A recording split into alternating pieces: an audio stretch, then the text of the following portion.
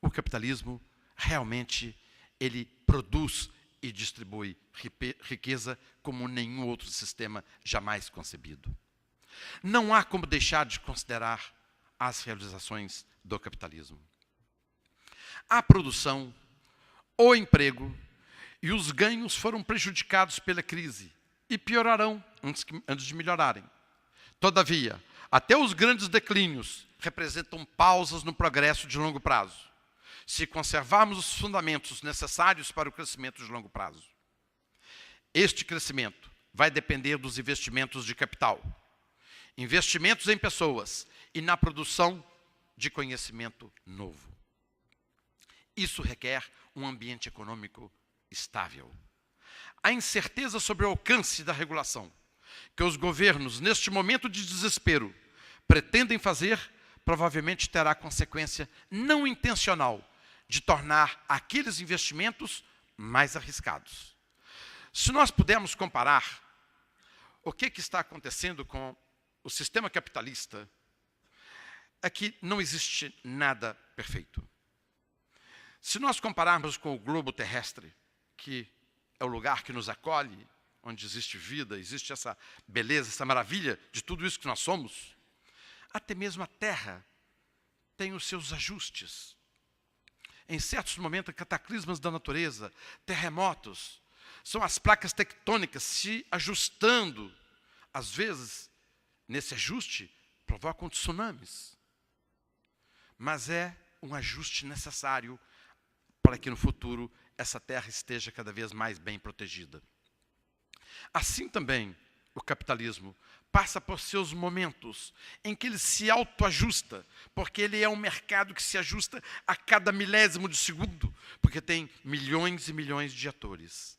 E, neste momento, nós estamos passando por um período de ajuste, de mais precaução, porque se nós imaginarmos que 30 mil anos atrás, quando ainda não éramos os homens que nós somos hoje, vivíamos em árvores, e enquanto aborígenes, descobrimos que a savana poderia ser um ambiente propício para a nossa vida, procriação, alimentação e diversão. Então, há 30 mil anos, nós decidimos ousar e descemos das árvores. E amedrontados fomos para as savanas. E ali encontramos perigos. Quantas vezes não tivemos que retornar às árvores? Mas fomos gradualmente ampliando o nosso conhecimento daquele mundo diferente, mas que a nós parecia ser o mundo do futuro, como de fato aconteceu. Então, quando fomos à savana, nós fomos e carregamos em nosso DNA um pouco de medo, porque existiam muitos perigos na savana. E este medo, ou esta motivação de descobrir o novo, está dentro do nosso DNA. E isso, em certos momentos, isso se manifesta no indivíduo, nas comunidades. E eu vou relatar a respeito um pouco de medo, quando nós falarmos um pouco mais adiante sobre os investimentos deste momento. E muitas vezes falamos assim, quem seria culpado de Madoff fazer com que 60 bilhões de dólares virem pó? Madoff é culpado, ele será preso e vai receber uma grande pena. Será que somente ele é o culpado? Onde está aquela centelha de medo do homem ao chegar à savana, cheio de perigo, onde ele tinha que evitar os leopardos e os grandes animais que ele não podia combater? Dentro do homem tem sim uma centelha de medo, de precaução, de cuidado. Se dirigimos por uma rua, por uma estrada tortuosa, temos que ser cuidadosos na velocidade que dirigimos. E não podemos imputar à estrada a responsabilidade pelo acidente que cometemos, por estar, às vezes, em uma velocidade incompatível com aquela estrada. Voltando a Madoff, será que a culpa foi somente de Madoff? Ou daquelas pessoas, desse ser ambicioso que é o homem, mas cuja centelha de segurança, de precaução e de medo não veio à tona naquele momento, e ali foi aplicado tanto dinheiro?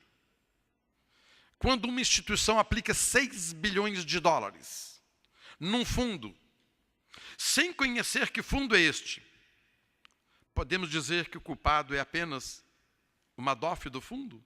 O culpado foi o gestor, que esqueceu de acender a sua centelha de cuidado, de precaução, de medo, e fazer uma melhor análise de onde ele colocaria tanto dinheiro.